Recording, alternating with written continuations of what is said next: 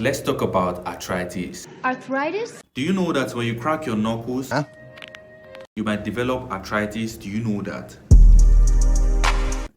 I'm just joking. That's not true. That is not true. It's part of the things people randomly just say and it flies around. So it's a myth. There is no conclusive evidence to prove that this, is going to cause you arthritis. No. So in the meantime, just do your thing.